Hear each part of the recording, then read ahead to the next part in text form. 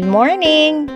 Andito po tayo sa Jensan, tuna capital ng Pilipinas. So we'll have our morning walk. A little bit of stretching before we proceed in our walking. A wonderful plaza with trees, fresh air, with sunshine in my face while walking and enjoying the view.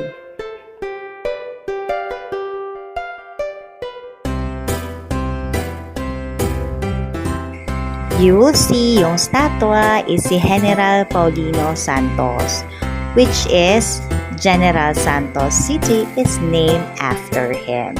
This was formerly known as Sajangas. Sayo po tayo ng konti. After that, warm down.